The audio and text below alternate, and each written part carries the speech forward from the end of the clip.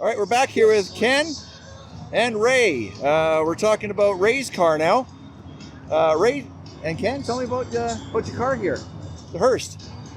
Well, I found it about 15 years ago in Phoenix, Arizona from a big Oldsmobile collector. He's got an acreage in the Scottsdale area, and it's got all the W30s and 442s and Hurst Olds that almost were built. So I found this car and had to have it, and bought it from a fellow by the name of Fred. Yeah, really good guy, and it turns out it was a really solid Arizona and southern U.S. car. So yeah, there's, I believe, the only one up in northern Alberta as far as I've seen. I understand there is one in Calgary as well. And I've had it at the Olds show in Olds, Alberta in July a few times over the years. And Ken's the president of the Olds Club right here. Yeah, the Hurst Olds was a specialty car. They used to make them and put them in the showroom to bring people in. And General Motors in 1968 and 69 would not allow any General Motors car to have an engine larger than 400 cubic inch. And George Hurst had a specialty shop. So he asked Oldsmobile, send me over these cars, send me over about 900, 915, somewhere around there. And he said, and send me the 455 engines. We're gonna tweak them a little bit and we're gonna put them in the car.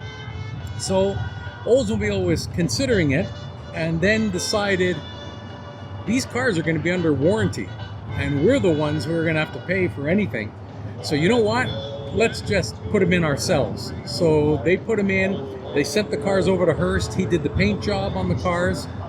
There was a few concept cars where the spoiler on the back would go up or down, but this one they made it fixed. This is a spoiler from a 70 442, but they were bringing out and they put it on this car. So this was basically a 442, and it would be the top of the line 442. Right. Yeah. So they made these cars, specialty cars, and they're really hot commodity these days. Absolutely. Yeah, this was built in April of 1969, and it's one of 912 cars that Hurst did up in this way. So yeah, fairly rare. Yeah. I wouldn't call it real low production, but fairly low. Well, that's pretty low, and none of them were 4-speeds. Yeah. All were automatics. Interesting. Yeah. So yeah, it's got the cameo white paint with the fire frost gold. I have a model of it inside the car as well. So this is exactly the way they were done by Hurst. Yeah, all of them. All of them. Yeah. They have British mirrors on the side of the car. They're actually mirrors from a British car, sports car. Almost a bullet style coming out. Yep. Yeah. We're going to look at that in just a second here, but what have you done to the car since owning it? Really happy. This is the way I purchased it. Is it the original paint? I was told it is, but it's awfully nice. It could have been redone, but I've had it for 15 years in this condition. I have a heated storage facility for it, so it never sees really rain or snow. I was going to say, it's not a winter driver. Yeah, no, it's not a winter driver. It's got 380 horsepower. The 68 actually had 390. Yeah. This has got the 380 horse. Big block 455 horse. So yeah, fun car to drive for sure. Absolutely. And rare. Yeah, and how many kilometers you put on a year on an average?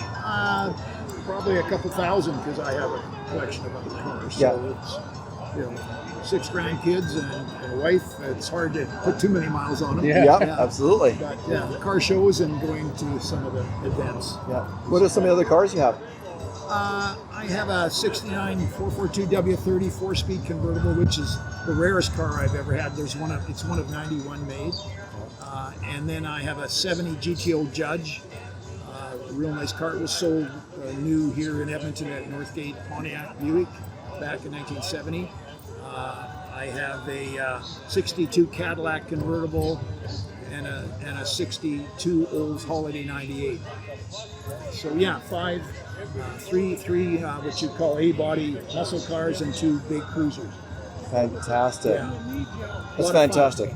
See, this is what we talk about. Passion for the cars, not just driving them fast, but the passion for owning a car like this.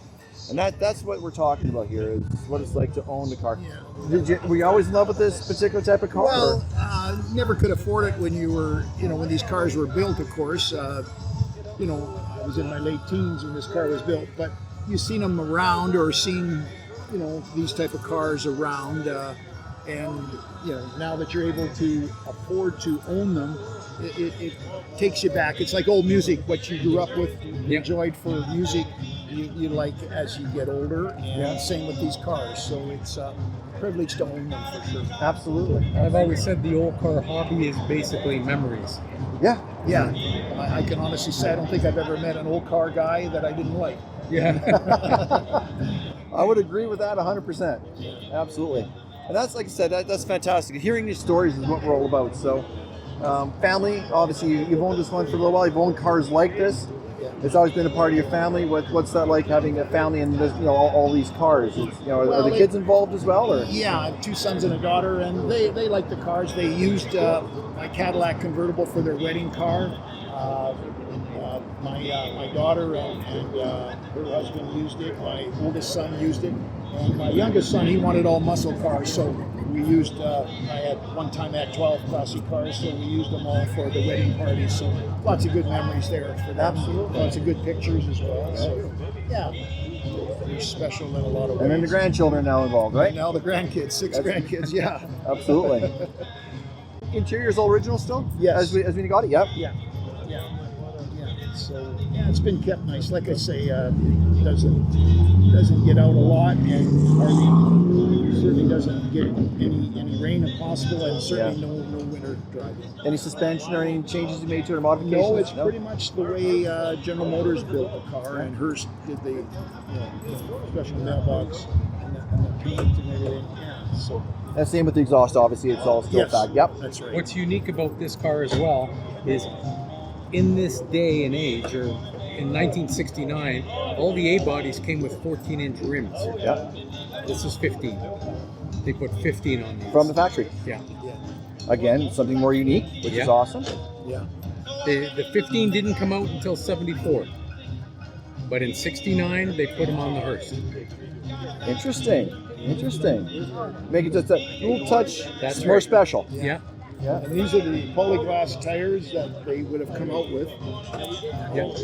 So yeah, it's pretty much the way it was built back in '69. The spoiler on the back of the car is a downsized downsized Cessna wing. So for the airflow. All right, we got 6 door prizes that have driving at 80 miles an hour. Numbers 46, there's 18 pounds of downforce 74, to keep the 76, back down. 81, And that was on all Hurst, 90, right? That was and on all of 95. them. If that's your car number. Strange to Come use on now. the wing. We got some door That prizes wing for didn't you. come out until Numbers 1970, 46, except for the Hurst. 74, Again. 76, That's 81, fantastic. 90, and 95. Something probably a lot of us never knew. I didn't know that.